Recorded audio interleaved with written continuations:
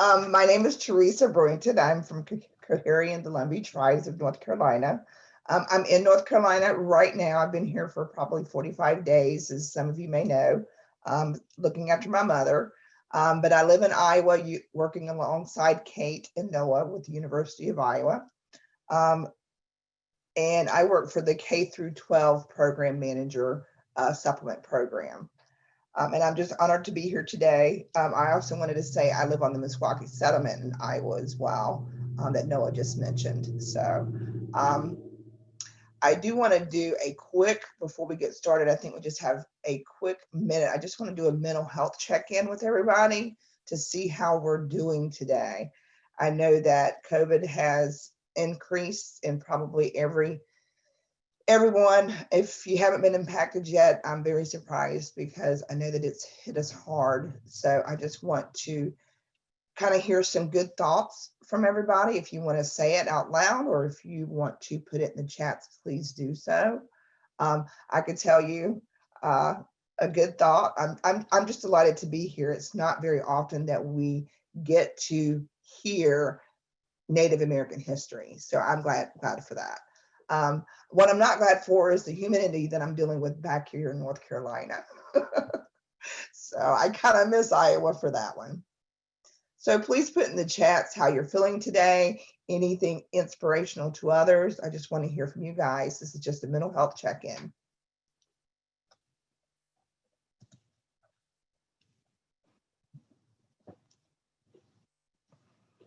Someone's taking a mental health day. I'm going to be doing that next week, I believe.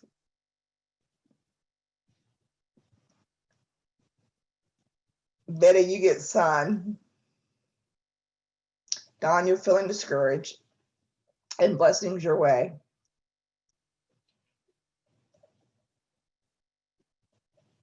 People are feeling better, feeling blessed,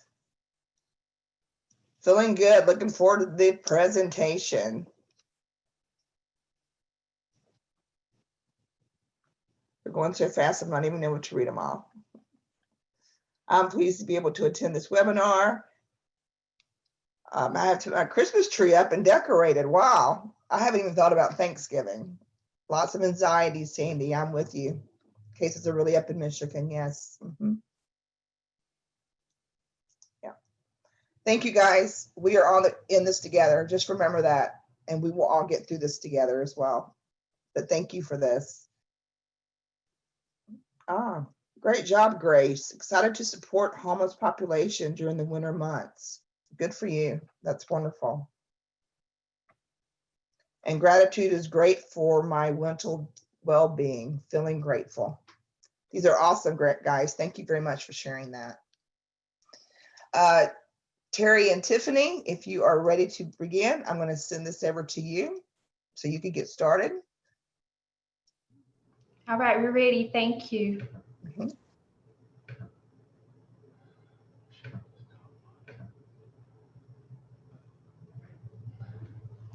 All right, so the name of our presentation today is Native American and Alaska Native Time Travel, a look through our Native history and the resiliency of our people. We will begin this presentation, of course, with a land acknowledgement. The acknowledgement is a reminder to ourselves and our community of how much we benefit from the land that we're gathered on and to build a connection and mutual respect to the land. We are gathered on different parts of U.S. soil, much of which is native land. Therefore, we acknowledge the stewards of this land for the generation before us, the present generations, and those after us. Just a quick introduction of who we are. I actually have a degree in elementary education and a concentration in American Indian Studies.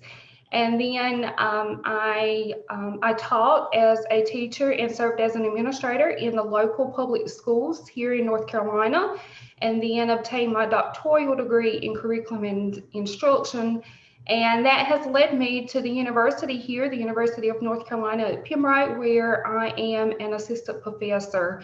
My research interest and all my research has been geared toward working in the Lumbee community and creating digital documentaries so that our history is illuminated, so that our history is being told and it's documented, so that we can continue to pass our stories down from generation to generation.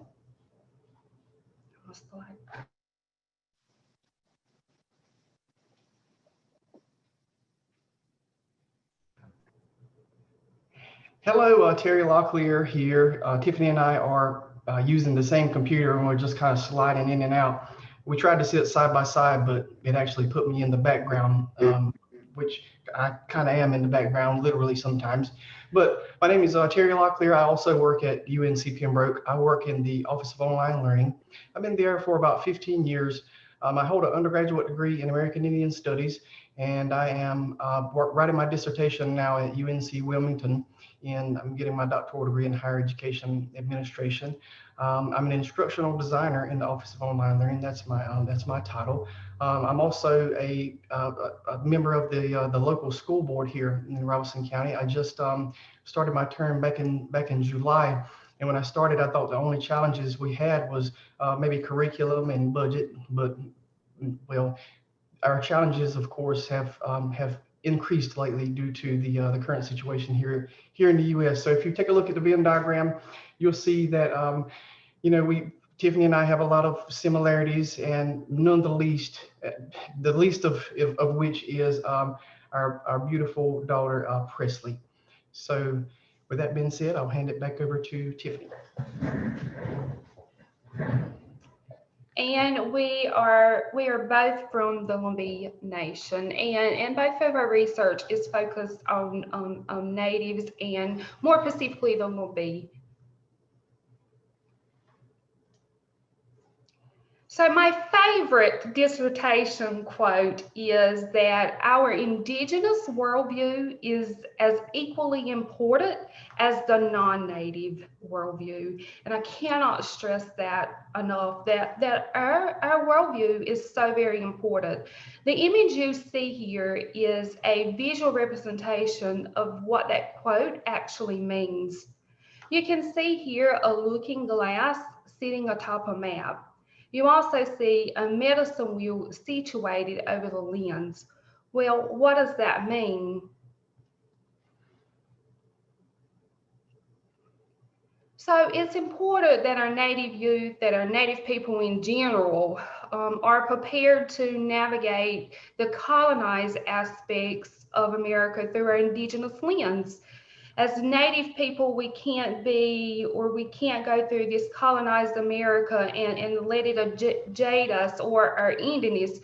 Rather, we have to find that balance, almost like balance in the canoe. You have your one foot in the colonized America, and then of course that one foot in America. So, or your Indianness, a balance that allows us to embrace and advocate for our Indian perspective, our voice, our people, our land, our stories. We all have that feeling where we felt like we needed to speak a certain way or act a certain way, kind of hiding who we are or our Indian identity and our existence in some way. And what I've learned to do over the years, even working at the University of North Carolina at Pembroke, is to accept my thick, deep Southern drawl and to accept the ways that I have been assimilated. And I work really hard to illuminate my Indigenous perspective before the assimilated version of my voice. It all seems complicated, right? Sure, but most importantly, it's necessary. Our Indigenous worldview brings forth a different lens that's needed in America. Our worldview is needed in America. So for us, it's kind of it's virtually impossible for us to properly frame resilience and the identity of native people without offering some historical context. So while we will try to frame this historical context by sharing a timeline of events. For those of you that are native among us, we all have had those major events that have really impacted each of our tribes. But for the purposes of this presentation, we're going to try to cover a timeline of events, all of which are after contact. But the ones we're discussing here have broad implications. So we're hoping that that you will enjoy this. But it's sometimes hard to escape the amalgamation of influences that comprises us all. You heard my background as a native, and I do have a bachelor's degree in American Indian Studies. However, kind of just to illustrate the impact of colonizations it's had on me, when I noticed the title, it included the words time travel. I couldn't help but think of some pop culture references that some of us from a certain generation may remember. Bill and Ted, of course, their excellent adventures, the famous DeLorean from Back to the Future as well. So as a native, I've come a long way or regressed a long way, or however you want to phrase it. But if you live in America, some of these influences are tougher to avoid than others. But not unlike many other Americans, some of us from within the native community often wonder about this. So how do we get here? How do we get here? So sometimes there's a debate among the academy, including archaeologists. They're always kind of trying to seek these sort of answers to these foundational questions. Many tribes have creation stories, and I'm sure that some of you, if you're native, you have creation stories as well. But all those scholars have introduced theories such as maybe the Bering Land Bridge theory, the Bering Strait land bridge theory. But within the scientific community, everyone can only really agree on one fact, and that fact is our people have been living in America for thousands of years. We have been living in America for a long time before we discovered Columbus. So if you take a look at this slide, I know what you're already thinking. You're probably saying there's no way he's going to cover all of this. No, I'm not going to cover all of this. I just want to touch on some of the major events here. So of course, if you've attended a public school in the United States, you've been indoctrinated early on, and I'm willing to bet that some of you learned a poem that started by something like from 1492 something. But at any rate, in 1492, this Italian explorer landed on the Caribbean island, on one of the Caribbean islands. After a few months of exploring, he left out of I think maybe Italy. But when he landed on the island where we found him, he actually thought he was in the West Indies, so he called those people Indians. So he done something what I call a European handshake on his first day. He actually went ahead and took 3 natives as slaves. So at any rate, the next major explorer that came after Mr. Columbus was the Spaniard Ponce de Leon. And unlike his predecessor, de Leon actually progressed a little farther. So he actually made it to the mainland at around 1513. He landed in Florida, and he was quickly, maybe in a few years, I think it was by 1521 or so, he was actually attacked and killed by some natives in Florida. This is said to be an image of Pocahontas after she'd become baptized and taken her Christian name, which was Rebecca. Pocahontas was born sometime around 1595. She's the daughter of Chief Powhatan from Virginia. The ruler of the Powhatan Nation, which included about 30 Algonquian communities, were located in the Tidewater region of Virginia, which was actually not far from Jamestown. This is significant because Jamestown was the first permanent English settlement in North America. In around 1607, Pocahontas' brother kidnapped Captain John Smith from the Jamestown colony. So Smith later writes that after being threatened by Chief Powhatan, he was saved by Pocahontas, which is kind of a scenario that's debated among historians. But around 7 years later, she was actually offered sometimes we call this like a European thank you, or in other words, She was captured by one of the other European captains from the during the first Anglo-Powhatan War. While being held captive, she learned English and converted to Christianity. And that's when she was given her Christian name, which is Rebecca. So somewhere around the time of 1613, and I know this was about around the time that she took that name. But something, it's a little bit funny if you look at this image. She almost has like a little smirk. It's almost like she knew something was coming a little bit later. So here's another one of my slides here. Maybe she knew that the people from the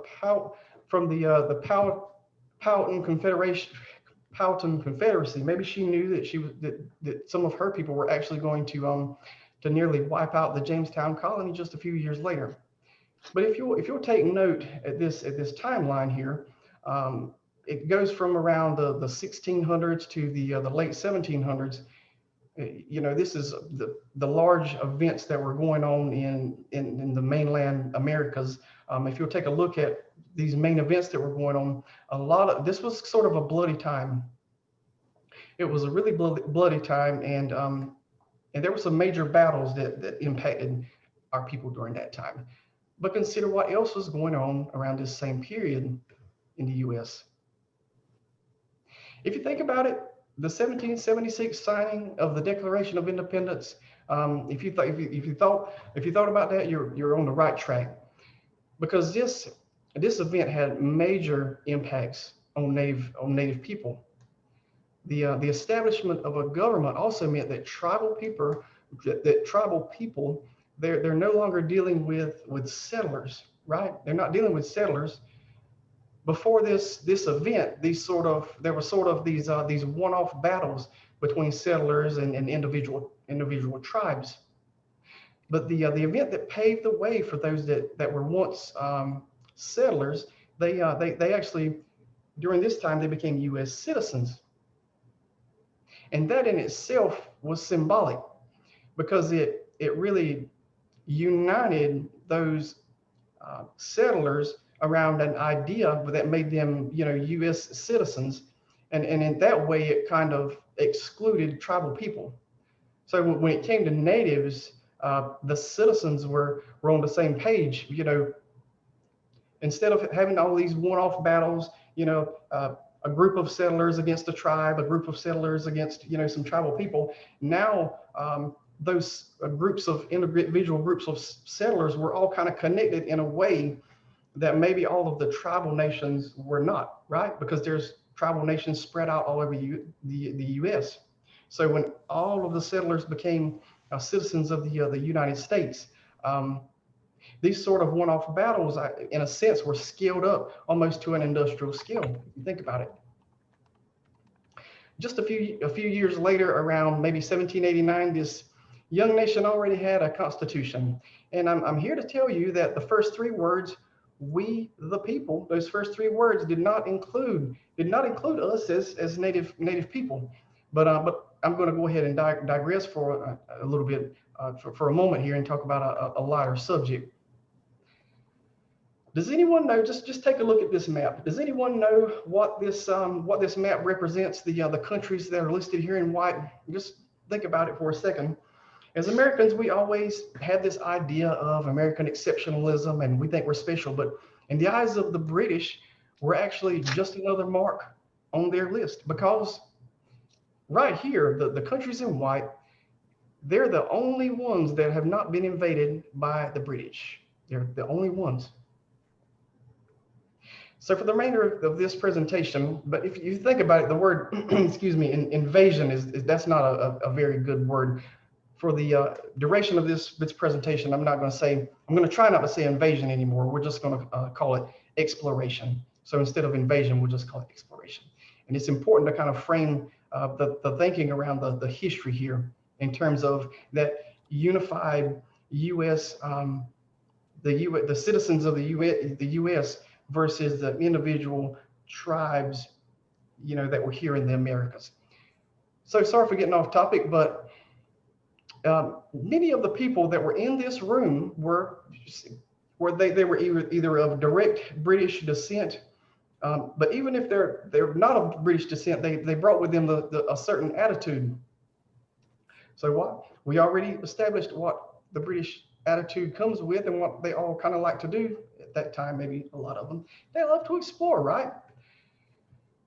So shortly after establishing this new nation, there was a series of events that took place under the umbrella of a phenomenon called manifest destiny. And that was a belief that the expansion of the U.S., throughout the Americas, throughout the American continent was both justifiable. They were justified by doing that, and it was almost inevitable. More specifically, the series of events that followed this was called Western Expansion. And that basically means that Westward Expansion was, that they almost termed it as it was the mission of the Europeans, right? The Europeans kind of had to redeem the world because they were destined under God to do this work, right? So this period was this manifest destiny period, this Westward Expansion was really around really came around 1801 to the mid 1860s, somewhere in there. But if you just take a look at this image for a minute, I don't think there's any other image that better depicts Westward Expansion and kind of what it done. This painting was called American Progression, and it was commissioned around 1872. The artist was he was a publisher in something in a magazine or a publication called the American Western Travel Guides. And the woman centered here in the middle, she's called Progress, and she has I don't know if you can zoom in, but she has a star in the center of her crown, and it's called the Star of Empire. So progress moves. If you look at the direction she's headed, she kind of moves from the light colored skies of the east and toward the dark and treacherous west, right? And in doing so, she's being followed by all of these white settlers, by stagecoach and wagon train and steam trains as well. And as she progresses to the west, this lady Progress, right? She lays a telegraph wire with one hand and carries a school book in the other. And look at what's happening to the indigenous people and the buffalo, right? They're kind of running away and hiding and from the settlers. So they're really being impacted by this Westward Expansion. So on our next slide, we've got a few notable events here during this time, but we'll try to only cover a couple, maybe 3 or so in detail. I want to talk about Sacagawea Indian removal and the Trail of Tears.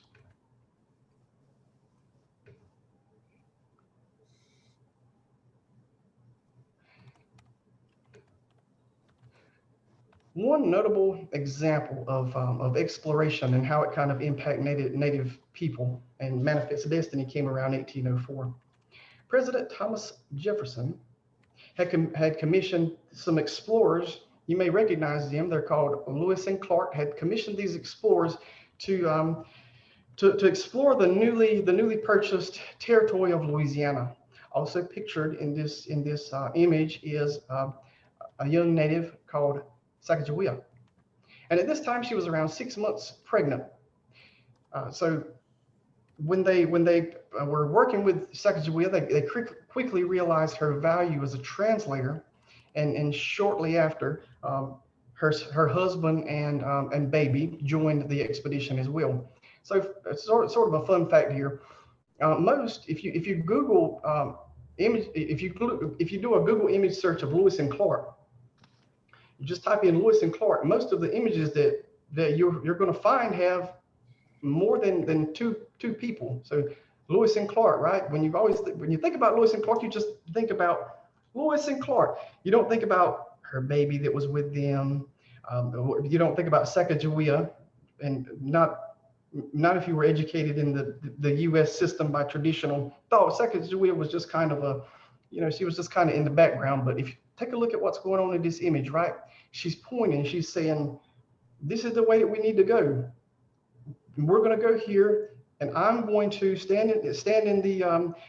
between you as two white males and the native people, and I'm going to create that sort of trust on our behalf. But it's interesting that Lewis and Clark are the major heroes, right? So remember a few minutes ago when we talked about the impact of establishing a U.S. government. Before doing so, right, we already talked about the small battles that were kind of going on, that was kind of one-offs. Well, here is an example of how establishing that government moved those and increased those sort of small battles and put them on an industrial scale.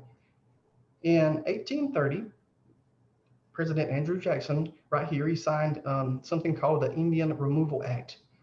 And that act gave plots of land west of the Mississippi to Native American tribes in exchange for land that had been taken from them. Okay. So remember, the Indian Removal Act was signed around 1830 or so, and this major event took place in 1838, so just 8 years later.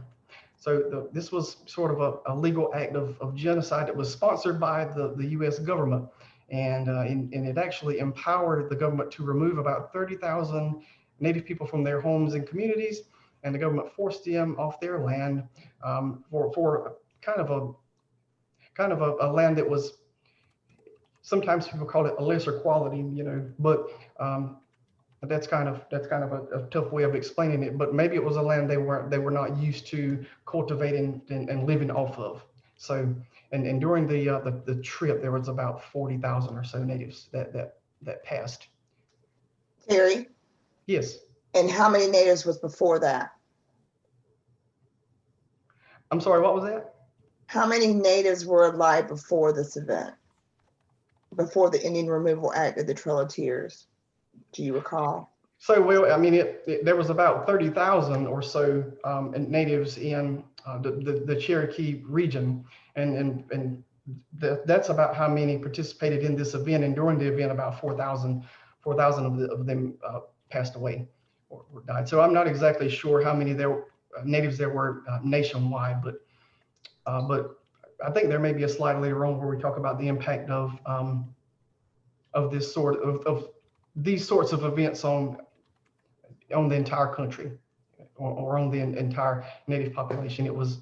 It's in the millions. It's in the millions, you said?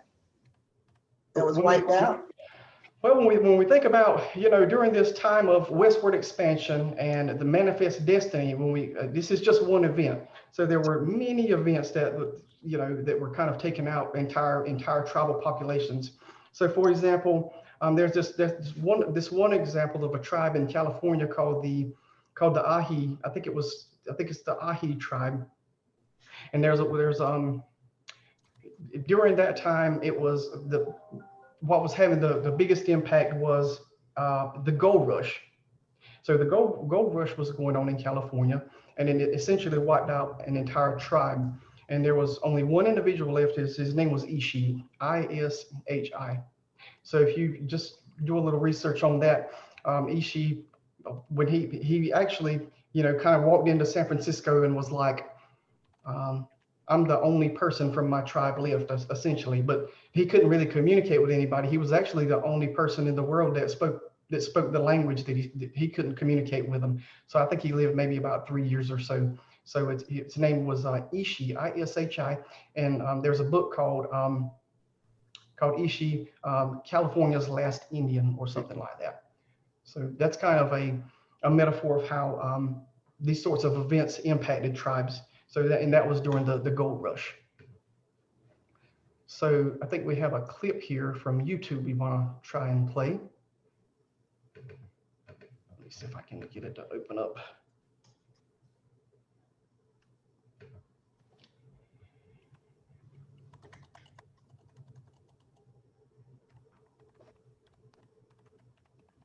Right for project management. My team is so much. For thousands of years, these mountains were home to the Cherokee, but they were just a small piece of their vast nation, which covered 40,000 square miles here in the Appalachian Mountains. In 1819, as more and more Americans started encroaching on Indian land, the U.S. government signed a treaty that guaranteed that Cherokee land would be off limits to white settlers forever. It clearly stated, all white people who have intruded or may hereafter intrude on the lands reserved for the Cherokees shall be removed by the United States. Confident that the U.S. government now recognized its sovereignty over its own lands, the Cherokee Nation proceeded to build itself a new capital in 1825, here in what's known as New Echota, Georgia. It had its own courthouse, council house, and post office, and even space for the first Indian language newspaper office in the nation. In 1829, Andrew Jackson was elected U.S. president. He believed that Native Americans were savages and had no rights to their land, and began proceedings to remove the Cherokee from the southern states to clear the way for white settlement. The next year, he signed the 1830 Indian Removal Act, which set in motion one of the most brutal actions ever taken by the U.S. government. Thousands of Native Americans were pulled from their homes in Georgia and other states across the South. Many were shackled in chains and forced to walk at gunpoint more than 1,000 miles west on a series of routes that all led to Oklahoma. Up to a third of the 15,000 Cherokee who were forced to make the journey died on the way, which is one reason that journey came to be known as the Trail of Tears. Their descendants are known today as the Eastern Band of Cherokee Indians and live here on sovereign Indian land in Cherokee, North Carolina.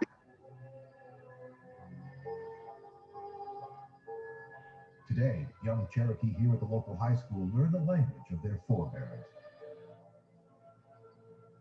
A vast stretch of their tribe's former land, right next to town, is now the Great Smoky Mountains National Park, the most visited national park in the nation.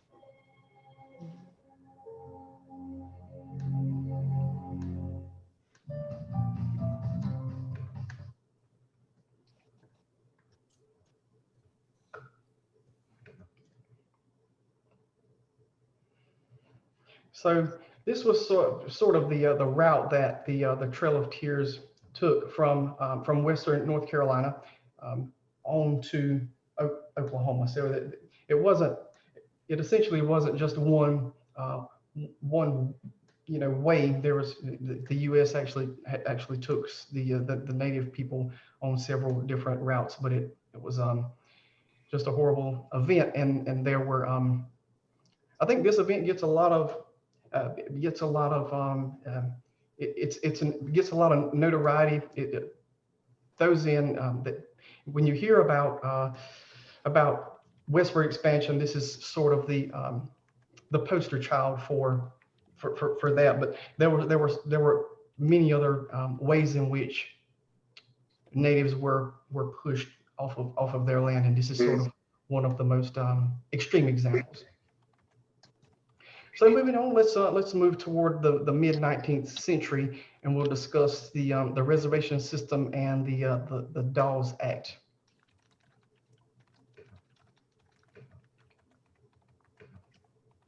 In around 1851 or so, Congress passed what was called the Indian Appropriations Act, or the Indian Reservation. During that act, which it established the Indian reservation system. The Indian Appropriation Act of 1851 is also called the Appropriation Bill for Indian Affairs, in which during that time, this bill actually authorized the establishment of reservations in Oklahoma and inspired the creation of reservations in other states as well. The U.S. government envisioned the reservations as sort of a useful means of keeping natives off of lands that white Americans or Europeans wish to settle. So natives could, when they established part of this law included language in which when natives were forced onto reservations, they actually couldn't leave them. So, as a Lumbee, we don't have a reservation. We're actually not federally recognized, and And sometimes I get a little bit nervous about speaking about reservations, because I don't have that. I've visited reservations, but I don't have the as a native, I don't have the experience of living on one and really immersing in that sort of atmosphere. So I don't. I'm speaking from a very respectful sort of through a respectful lens because of that.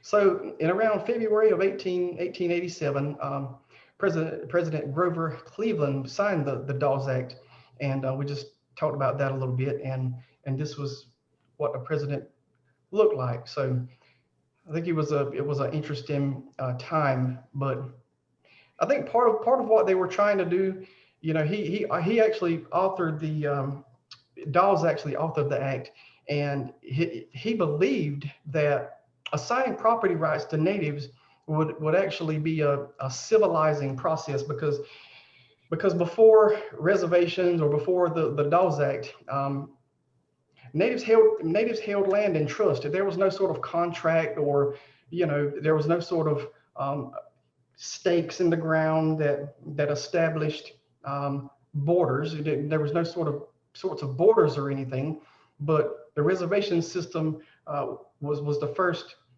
time in which natives essentially owned property, right? So it was almost assigning people that had essentially lived in settlements where they sort of lived around each other and they just only used what they needed. Everybody was sort of on the same level in terms of socioeconomic status. There was nobody that had more than anybody else. We were all sort of, we did what we needed to do. We helped our neighbors and that sort of thing. But this was the first time in which they assigned, Indians were assigned property, and it was like almost like, here, Terry Locklear, here's your 2 acres of land or 4-acre plot.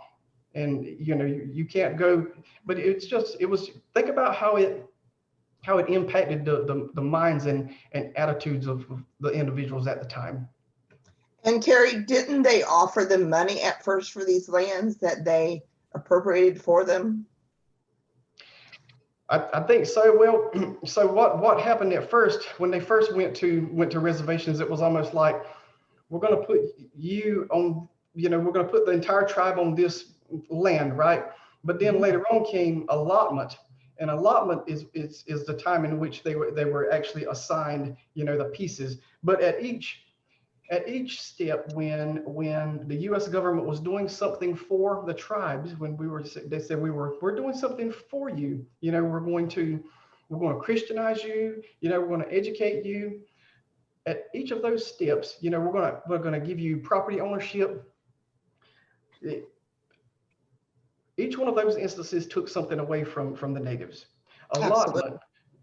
So when they were moved, during the Cherokee, they were assigned, or even they were given more property, but it was actually lesser quality, right? And then when allotment came, they took X number of acres that was this big that they kind of held in trust, but allotment shrunk it, right? So every time they're doing something for them, they're actually taking much more away. Right. They kept going back and back and back for more and more and less for the natives. But doing that, but the Europeans were doing that in a way, the message was framed as, let us help you. Helping. Right.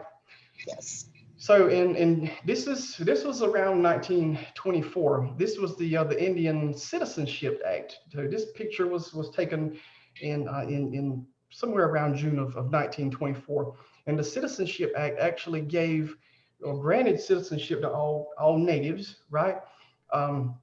But previously citizenship had been limited. So if you think about that, we the people, if we go back to that, we the people, it didn't include natives at all.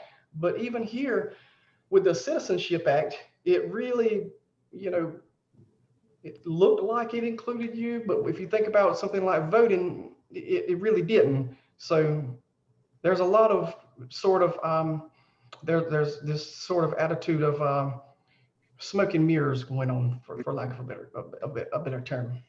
So this is the last one I have here. I promise. We're just going to talk a little bit about voting rights. So even though the Indian Citizenship Act, it was signed and it looked good kind of on paper, it didn't grant voting rights to all Native people. The Constitution actually gave states some flexibility to determine voting rights. And that meant that Native Americans were not only, they were only able to win the right to vote state by state. So the fight for the right to vote actually began, on a widespread level. It actually began in 1924. And despite several victories, they were still prevented to vote in some states by, they used such tactics as poll taxes. They used literacy tests and intimidation in a lot of places as well. So it's sort of the same tactics that were used against black people or black populations. The Voting Rights Act of 1965 actually helped strengthen, the Native right to vote, but it actually wasn't. Native Americans weren't guaranteed the right to vote until around 1962, and Utah was the last state to pass that or to rectify that, which was around 1962. But in 1965, the Voting Rights Act began to actually deny some of this discriminatory practices that had went on, but even after that, there was some voter intimidation and that sort of thing that went on. So there were still battles to fight after that. Okay.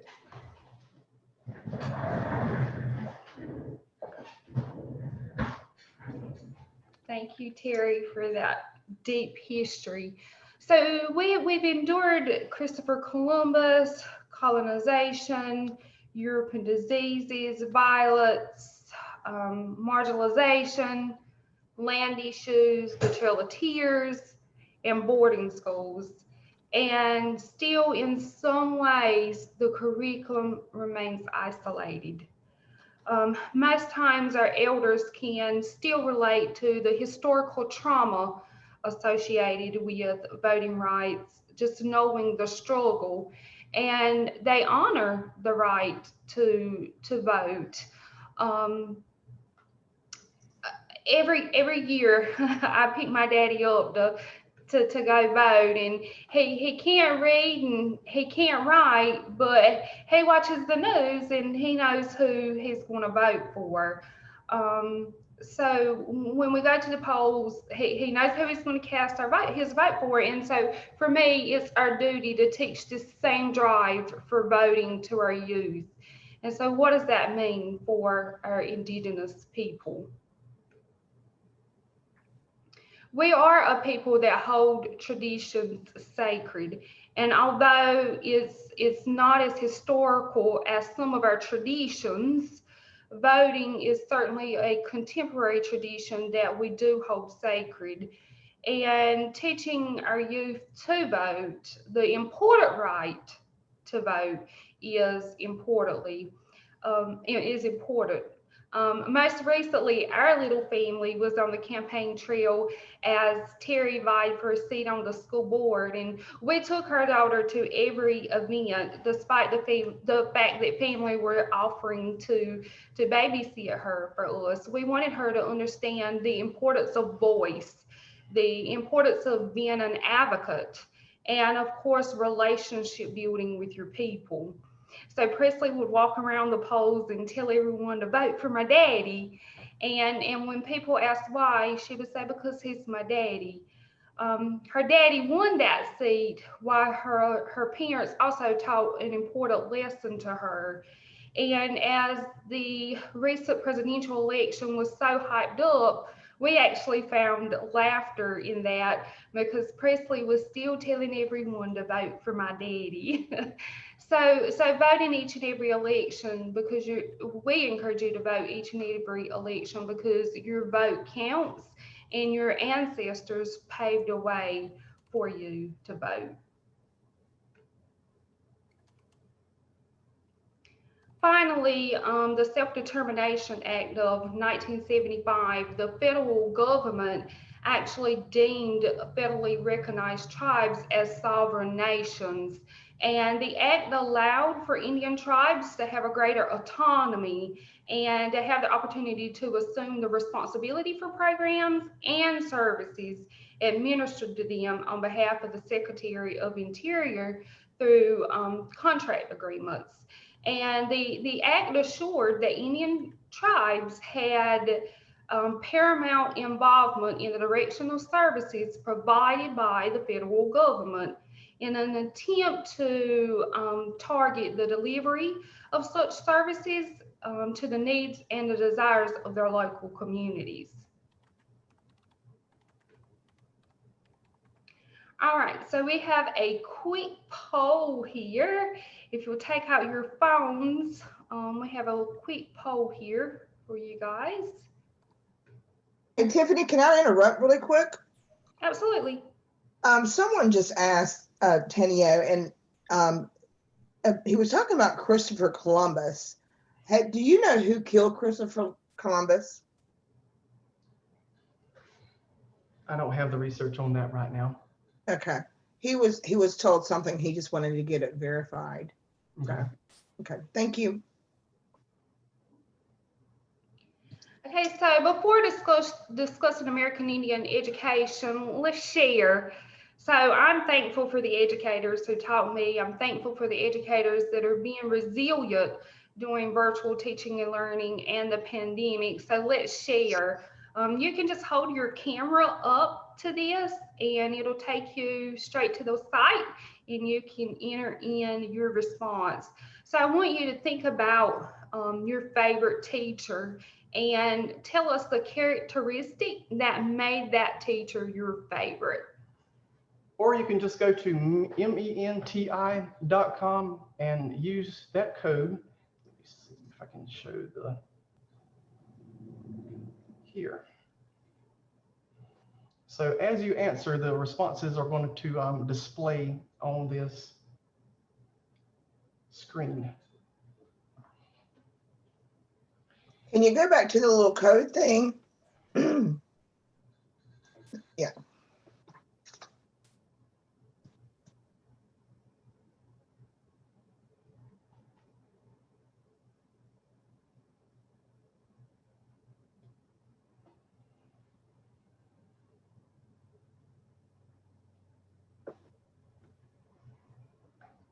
I can't do it. You can go to ment.com and just type the code in. It's at the top here, 3369077. And the answers are coming in.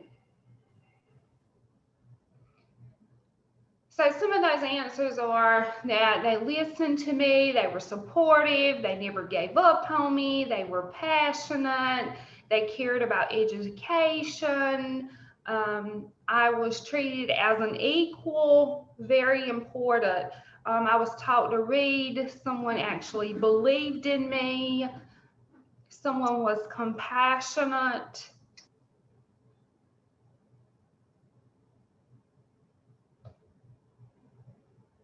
They made me feel like I belonged. Although my teacher was non-native, he was open to everyone and created a space for my opinions and truth. I was accepted, that someone accepted that I learned differently from others.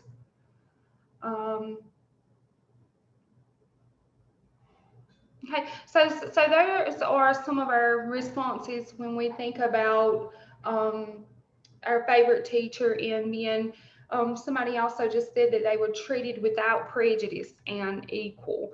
So thank you guys for responding. Because the two of us are educators, we'd be remiss if we didn't touch on the area of education, because throughout history, those in power have attempted colonization using different approaches, and a major attempt of that actually came through education. From the earliest Indian treaties in the late 1700s until 1871, the government agreed to provide vocational training in return for land and peace settlements. And in truth, these educational provisions were designed to further assimilate American Indians. And in most parts of the United States, education was contracted out to religious groups whose primary purpose was to convert Indians to Christianity. Between the 1830 Indian Removal Act and the 5 tribes being granted the United States citizenship, the Carlisle Indian School was established. A man named Richard Pratt was the founder of the Carlisle Indian School, and his mission was to civilize American Indian children through schooling and to convert them to Christianity. And the infamous slogan of the school was to civilize the Indian, get him civilization. To keep him civilized, let him stay. And the 1879 birth of this school was likely the most detrimental method of colonization for American Indians. They indicated that boarding schools perhaps had the most devastating educational effect on American Indians. And by this time, Indians had become the subject of an educational experiment aimed at assimilating us. And to accomplish this goal, Indians were given uniforms, their hair was cut, and they were removed from the center of their cultural identity. Tiffany, someone asked where the school was. The Carlisle Indian School was located in, I'm not sure. I do know, my brain just went away. It's okay, mine does that too. When you think of it, okay. We can get back to it. Okay, thank you. Carlisle was in Pennsylvania. Thank you. Thank you very much. Thank you, Mr. Jim. Thank you indeed. So the goal was for the the goal of these schools was for the Indian to become what the white man wanted him to become. One of the slogans was kill the Indian, save the man. So this is, Pratt believed that Indians should be transformed from savages to citizens. He did this in ways which included stripping away their physical images, giving them new names, and teaching them English and the value of work. Richard Pratt and the efforts of the school brought forth voices of struggle for the white man and the Indian man. For instance, the white man felt that the only good Indian was a dead Indian, while the Indian man did not feel Indian anymore. And despite apparent struggles, Pratt used photography to show the progress of Indians to his white counterparts. He believed that he could change the Indian man into a white man, and the key to that was, of course, family separation. The family has always been a strong organization within Indian communities and a source of sustainability for us. Therefore, Indian children at these boarding schools experience loneliness, and some ran away from the school. The completion of the Carlisle Indian School presented 2 options for Native kids. A, the Indian would go home, or B, that they would live in a white man's world but never be given the credence of the white man. If they went back home, the boarding school created confusion for youth, as some of them experienced the loss of their tribal names. And some of them also experienced the loss of their ability to speak native language and suffered in their very own Indian world. And this phenomenon has led to deculturalization and assimilation problems as they were met with tribal resistance.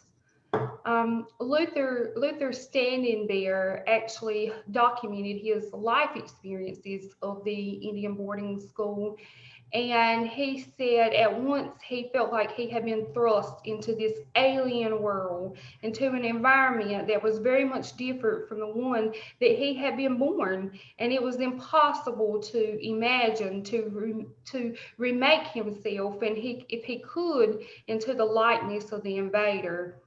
Luther was brave and he set out on a venture to learn the white man's way, but notes that his personal life was nothing when it came to actually doing something for his tribe. His physical dress had been stripped away, but the love for his people was still close to his heart. And I think we all still experience that today. Luther standing there, he portrayed resistance, and it's safe to say that American Indians are still in the process of demonstrating resistance to the United States educational efforts for restoration in our tribal communities and our schools.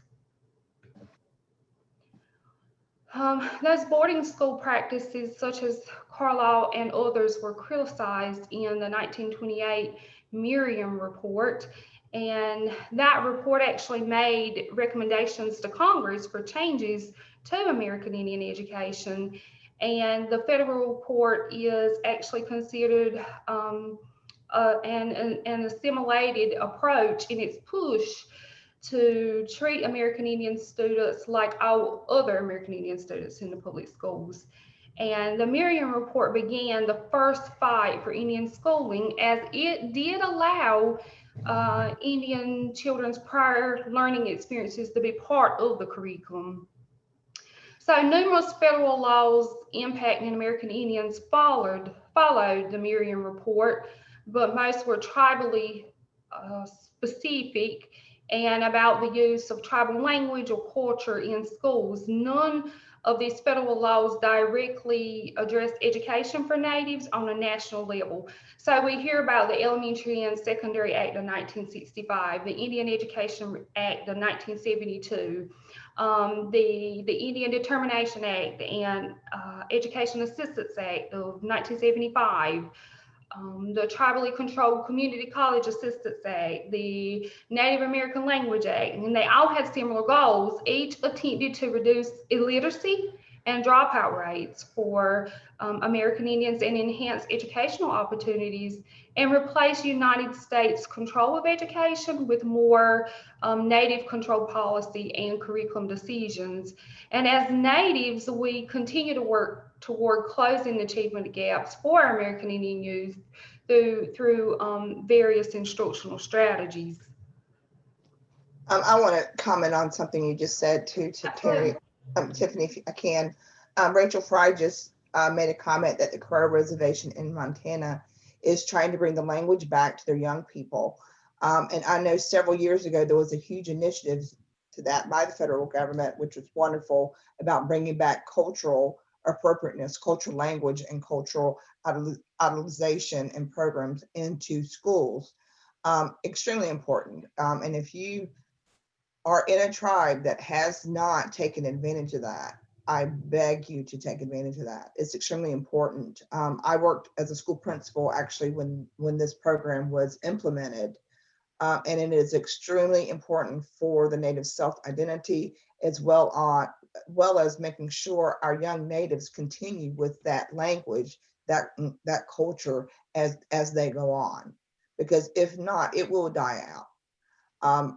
When I was there and the way they're doing it now, they're starting it as young as not even pre-K and kindergarten, and they're teaching it alongside of the English language. So as they're teaching Meskwaki, they're also teaching English, and it's a wonderful program. If I could just add something real quick, this sort of idea of stripping away culture from people that are not necessarily American during this time when we talk about the early 1900s, late 1800s. This is not something that was exclusive to Native communities, because if you think about it, they were doing the same thing in cities when they established like within the Italian communities, within the German communities, Chinatown, these sort of communities that were in major cities.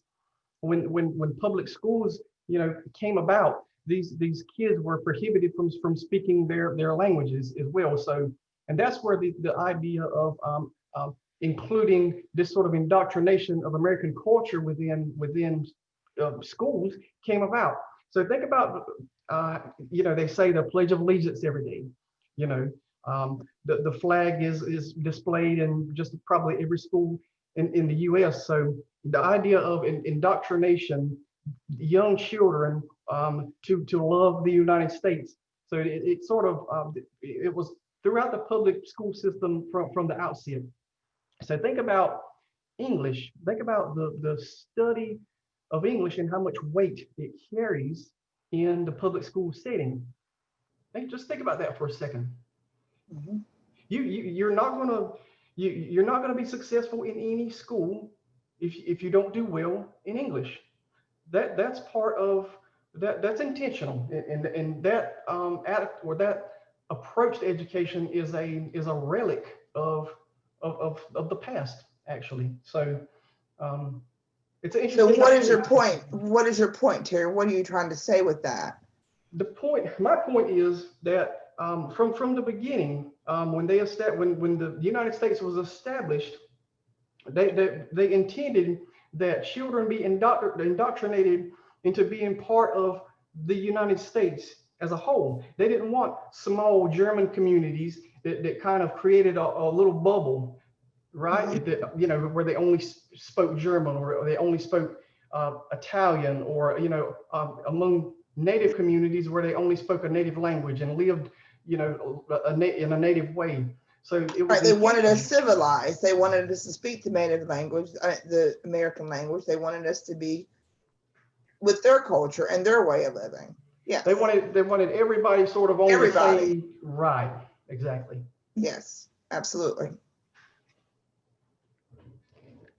And this is just an image from my research studies, and the vision here is that Indigenous communities actually reflect on the ways that we've looked at integrating cultural knowledge and uncovering new opportunities where learning is truly transformative.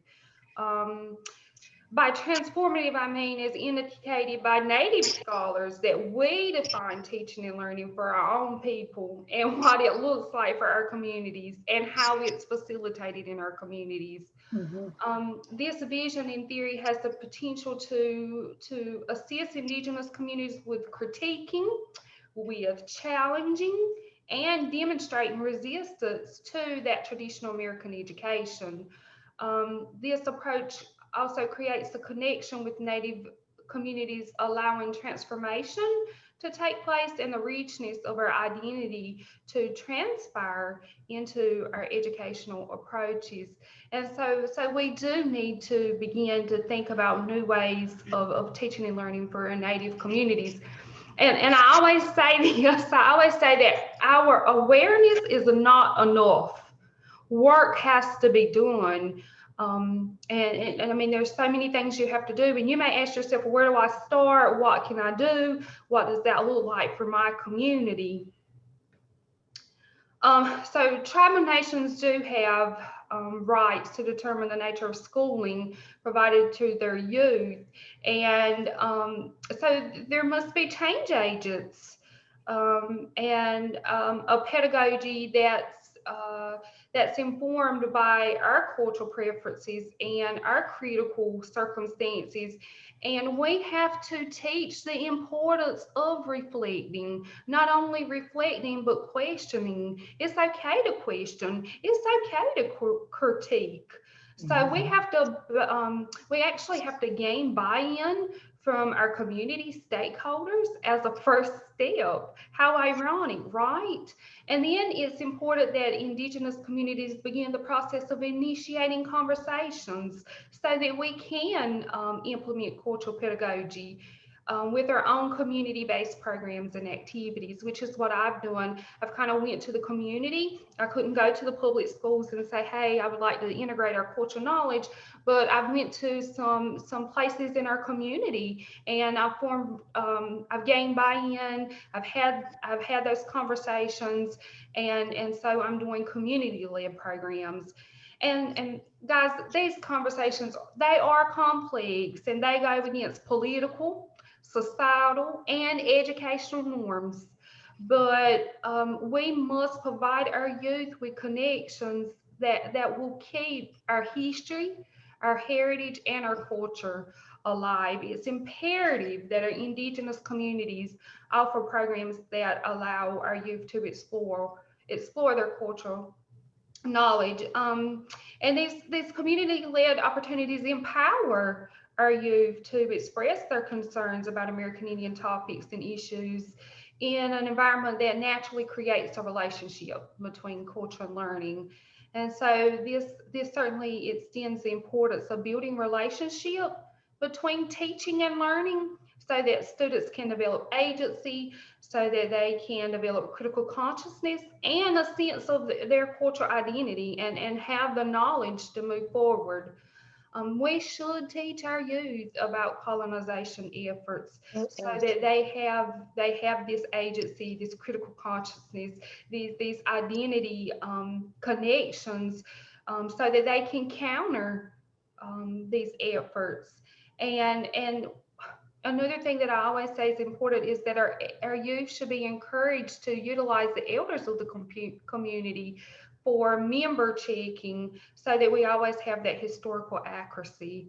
Opening a space to facilitate Indigenous teaching and learning contributes to the practice of parting our ways with the structures of American Indian classrooms for a less structured learning environment. So essentially just opening up a space, this non-structured space places the power of learning in the hands of our youth and allows them to be themselves and actually make connections within the community at their own discretion.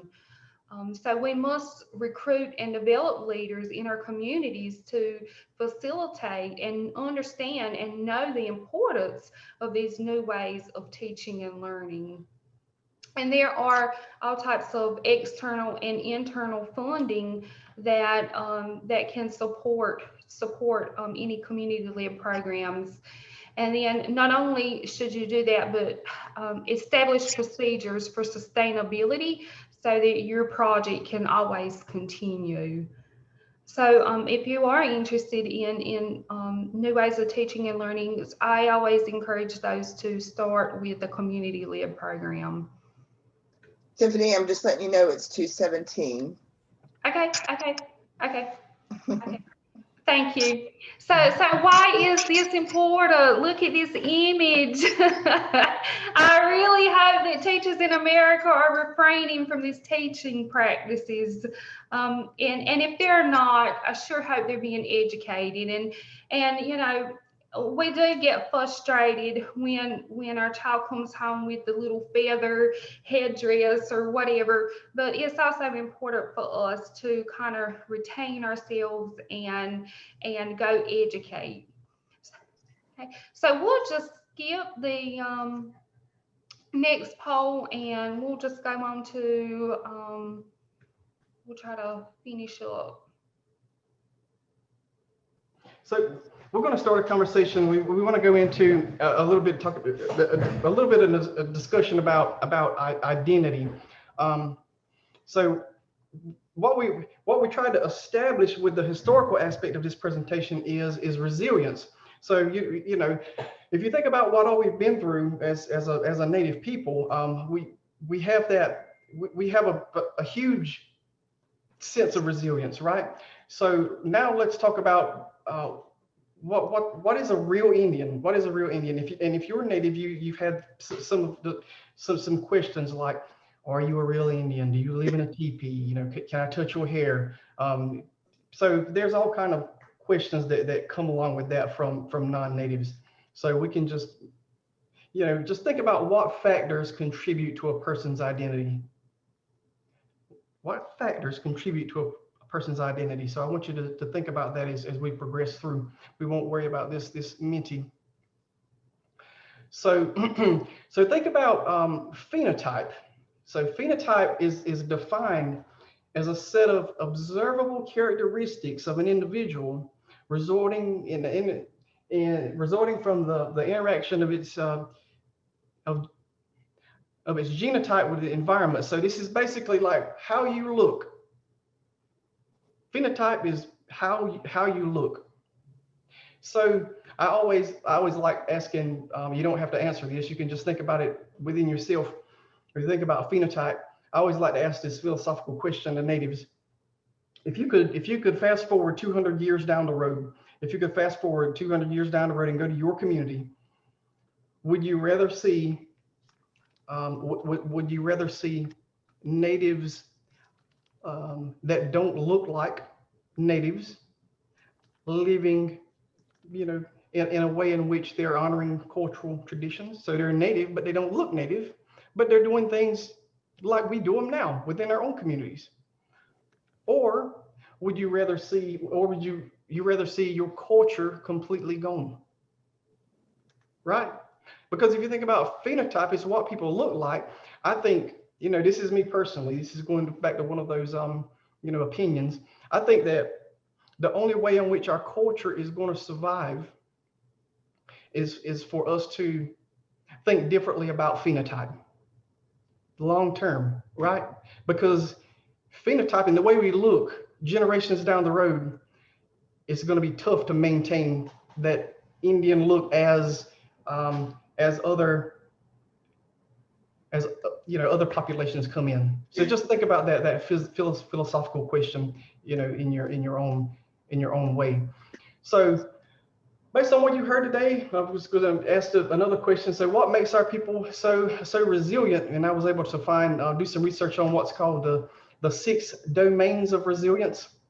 And if you look at these, you've got resilience here in the middle, right? You've got vision, health, composure, tenacity, reasoning, and collaboration. All of these really apply to natives, in the way in which we live now, most of us, in the way that we've been living, forever. This is all kind of, you can all give examples of how this is, steeped in the way in which we live all the time. So no wonder we've been so resilient, right? No wonder we've been so resilient. We always collaborate among each other. There's always this sense of reasoning, and sometimes I don't like when people, when others make generalizations about natives, but that's what I'm doing now, right? But essentially, I guess it's just a situation where you say, well, it's okay for us to do it to each other.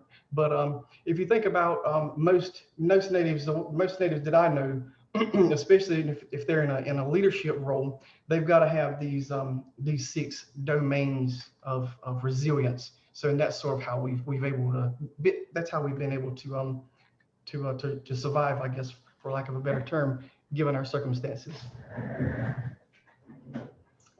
And so thank you guys. In my college classes, I always like to end with a virtual talking circle. Despite all the students are not American Indian, this happens to be a picture where all of them are American Indian. But I do like to place my students in a talking circle so that we can have discussions and collaborate and everyone feel comfortable. So I can come back to this slide. I do have Terry's information and my information here if you would like to follow up with either one of us. And just a little thank you. Do we have time for a few questions and answers? Would that be okay? Yes. Sure. Okay. So guys, I'm going to open this up to the audience. I don't have a question, but I have a story. A few years ago, I worked at a community mental health center in rural Northeast Oklahoma. And I saw some clients at a group home. And one day I got there early and the house manager, I'm not sure what her title was, asked me if I was Indian. And I said, yes. And she says, what tribe? I said, Seneca Cayuga. And then she asked me, so what's up with all those blonde-haired, blue-eyed kids running around? Needless to say, it annoyed me. That's putting it mildly. But kept my cool, and I said, we don't see that. We see our children. And many of them participate in Longhouse and are learning language, and participate in our cultural camps and everything else. And it's not their fault. You know, they don't get to pick their genetics. And it's not their fault that the federal government has made it policy for generations to attempt to basically breed us out of existence. The next day, my supervisor received a call from that group home asking that I not come there anymore, which actually I felt kind of good about that. Yeah, Jim, I could tell you, I think that's happened to pretty much all of us, you know. Not only have I gotten it from non-natives, I've gotten it from other natives, you know, and all I could say for our native people is this is our time and we need to stick together and we need to be one, because this, I believe that this is our time. But yes, I've heard it. I've heard it my entire life. I've heard that I look Mexican. I've been asked what my Mexican name is. You know, it's just, it's almost like, even, and I hate to bring up negativity, but even, you know, watching the debates the other day and they had something else on there on CNN, and that bothered me. That bothered me a lot because I know that natives vote. We've done a lot of voting. There was a lot of campaigning out there for natives. So we are still not represented and not shown and not respected in the ways that we should be. And that tells us that we still have a lot of work to do. But I look forward to that. And I think that change is coming for our people. But we do need to learn to speak up for what's right. We need to learn to come together as Native communities and stop fighting each other, and, you know, ask for change. You know, let's make a plan for change, because we deserve this. This is the year 2020. We should not be celebrating Columbus Day. You know, and that again, even the fact that Columbus Day is even mentioned and celebrated by some, and even still offices are closed, is a disgrace to a Native American. So I appreciate what you said, Jim. And I, for one, Hello? Yeah, go ahead. Oh no, if you're no, I don't want to cut you off, but go ahead. I just had a comment. I could talk all day, so you go right ahead.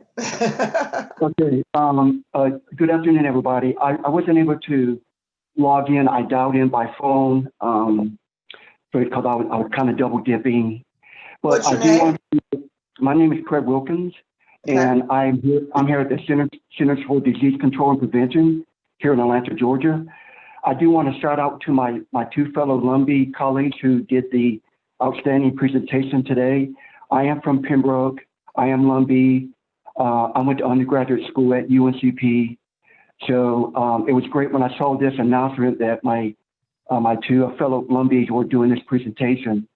I would like to mention as an FYI, they mentioned several, talked a lot about, tribal sovereignty and tribal identification. Just as an FYI moving forward, my brother, Dr. David Wilkins, is on faculty at the University of Richmond, and he has wrote about 9 books, and his expertise and background focuses on tribal sovereignty, tribal law, tribal identification, treaties, and voting rights.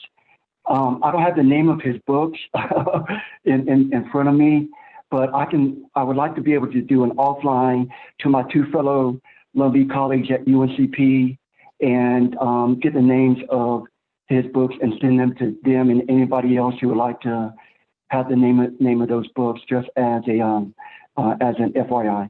Thank you. Absolutely.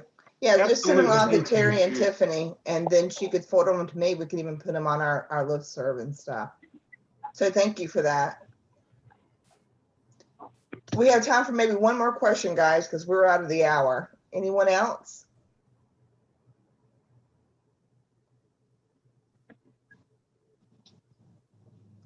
I hope you enjoyed this presentation. We hope you enjoyed this presentation. Thank you so much for coming today and your attendance and your and listening. We really appreciate the opportunity. Thank you. Thank you guys very much. Have a wonderful day.